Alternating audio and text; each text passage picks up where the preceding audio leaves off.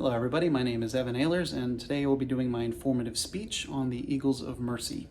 This is my audience here and they're going to help me with filming this thing, so I'm going to give them the phone to set up and I'm going to do the speech. Okay, ready? Alright. Operation Overlord, which you may know better as D-Day, is an Allied attempt to liberate France from German occupation in World War II. Being one of the largest battles to ever take place in human history, the death toll was exceptionally high. John Long, the Director of Education at the National D-Day Memorial Foundation, has stated that the Allied casualties alone for D-Day was at least 4,400 or more, and the German casualties ranged anywhere from thousands to 10,000s. Amidst all this death, however, was a bright spot, an act of humanity which we'll focus on today, a moment in which almost 100 people were saved by the actions of two medics, Robert Wright and Kenneth Moore, known as the Eagles of Mercy. It began on June 6, the early morning of June 6, 1944. The 101st Airborne Division was dispatched to France behind enemy lines as a preliminary airborne assault, and a part of it, these medics were dropped at about 3 a.m. into a small town by the name of Anglaville-le-Plomb.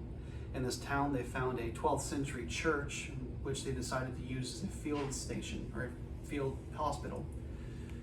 Pushing pews together to make makeshift hospital beds and gathering what supplies that they had at their disposal, they made preparations for the wounded that would inevitably come. As the morning progressed, the wounded came from the paradrop and then the battle itself would eventually come and meet them at their doorstep. The firefight that now ensued outside would demand that the medics enter the firefight and retrieve any wounded that were in there. Utilizing a wheelbarrow and parachutes and whatever they had left, they went out to the battle and saved anybody that they could, indiscriminate of uniforms. In an interview for the Eagles of Mercy documentary, one of the medics, Kenneth Moore, stated about the Germans that they were men just like us. They just had different uniforms. Their purpose was to save, and that's what they came to do, and that's what they did. Recognizing the American Red Cross on their, or the Red Cross on their uniforms, both the German and American forces ceased fighting with one another while the medics operated so that they could conduct their work unmolested. The Germans were pretty good about not shooting at the medics, said Kenneth Moore in another interview with the Los Angeles Times. There were plenty of times that they could have shot me, but they didn't. They let me go.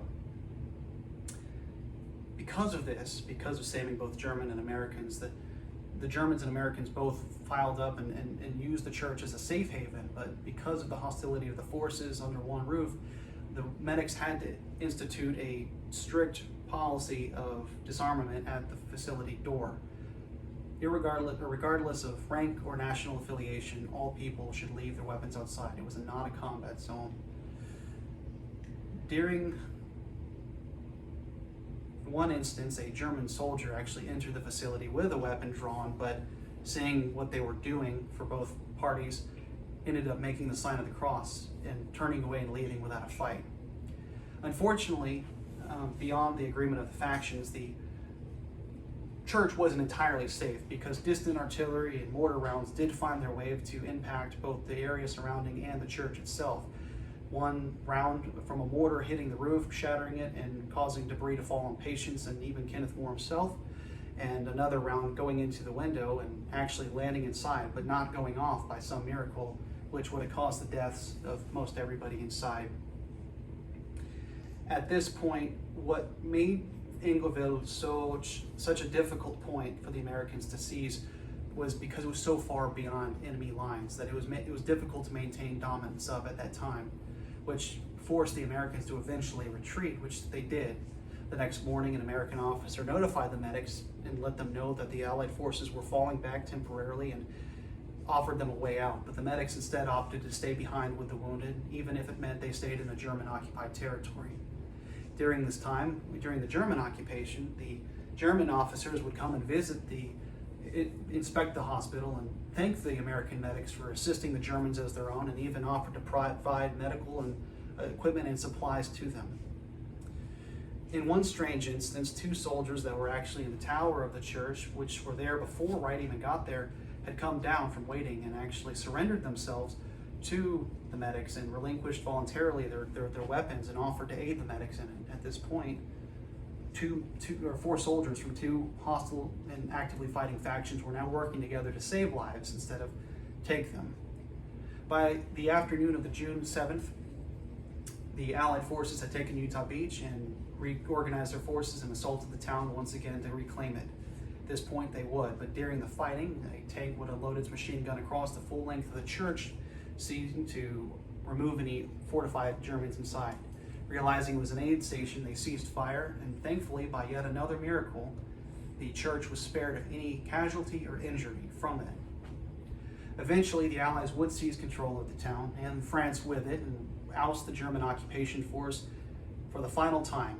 And with the town now under firm Allied control, Kenneth More rode back with the wounded soldiers to a more equipped facility to take care of them, and Wright stayed behind to aid anybody left behind. At this point, he aided civilians and soldiers alike. In the 3 days that they spent in the church together, they would save over 80 German, French, and American civilians and soldiers alike. The church in Longueville still stands today, bearing blood-stained pews, bearing walls with cracks and ceilings with cracks, and bearing a monument which tells the story of life saved in the midst of war, the story of the Eagles of Mercy.